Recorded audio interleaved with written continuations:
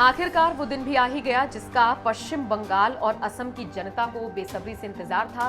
तमाम राजनीतिक दल हैं जो इस वक्त सियासी मैदान में हैं। हम बात कर रहे हैं दरअसल विधानसभा चुनावों के पहले चरण का मतदान पश्चिम बंगाल और असम में किया जा रहा है।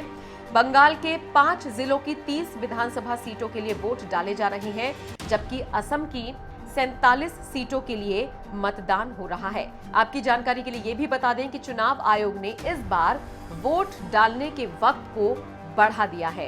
तो जाहिर तौर पर आज का दिन बहुत ज्यादा अहम है। पहले चरण का मतदान हो रहा है मुझे कहना चाहिए पश्चिम बंगाल और असम में। जो पोलिंग बूथ है उनके बाहर लंबी लंबी कतारें लगी हैं, लोग अपनी अपनी बारी आने का इंतजार कर रहे हैं। पश्चिम बंगाल की बात करें तो सवाल बड़ा है कि आखिर ममता और मोदी के बीच किसकी जीत होगी। देखना होगा पहले चरण के मतदान के बाद क्या कुछ तस्वीरें निकलकर सामने आती हैं। और इसके अलावा सबसे ज्यादा जो दिलचस्प नजारा देखने को मिल रहा है वो ये कि सुबह 7 बजे से मतदान होना शुरू हुआ और लोग अपने अपने घरों से बाहर निकलकर तमाम एहतियात बरतते हुए अपने मताधिकार का इस्तेमाल कर रहे हैं। बता दें असम में सुबह 7 बजे से लेकर शाम के 6 बजे तक वोटिंग होगी, इस तरह की खबरें आ रही हैं। और साथ ही साथ अगर हम पश्चिम बंगाल की बात करें तो यहाँ पर 6:30 बजे तक वोटिंग होगी। जैसे कि मैंने पहले भी कहा कि चुनाव आयोग ने वोटिंग के वक्त को बढ़ा दिया है। इसके अलावा आपको ये भी बता दें इन दोनों राज्यों समेत अन्य 5 राज्यों में जो ये चुनाव होने हैं इनके नतीजे 2 मई को आएंगे। असम में 3 चरणों में यानी कि 27 मार्च जो कि आज है, 1 अप्रैल और 6 अप्रैल को विधानसभा चुनाव होंगे, जबकि पश्चिम बंगाल में 8 चरणों में चुनाव होने हैं, जिनमें से पहले चरण का मतदान आज हो रहा है।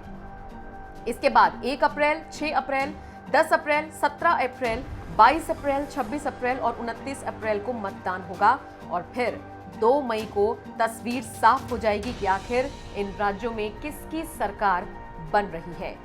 आपको ये भी बता दें कि आरोप प्रत्यारोप का सिलसिला इस दौरान जारी है। दरअसल शुभेंदु अधिकारी ने ये आरोप लगाए हैं कि ममता के गढ़ में यानी कि कई ऐसे जिले हैं जहां पर वोटिंग नहीं करने दी जा रही है, लोगों को वोट डालने नहीं दिया जा रहा है और उन पर दबाव बनाया जा रहा है कि टीएमसी को ही वोट दिया जाए। तो जाहिर तौर पर यह बहुत नेचुरल है, इसलिए हैरानी की बात नहीं है कि अगर इस तरह के आरोप प्रत्यारोप लगते हैं तो।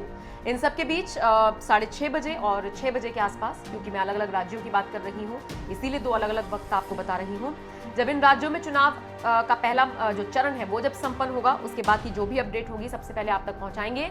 बहरहाल आप बताइए आपको क्या लगता है इस बार इन राज्यों में किसकी पार्टी बाजी मार सकती है और कौन सत्ता पर काबिज हो सकता है। इन सब के अलावा जो भी अपडेट्स चुनावी मैदान को लेकर आती रहेंगी आप तक पहुंचाते रहेंगे। बहुत बहुत शुक्रिया इस वीडियो को देखने के लिए।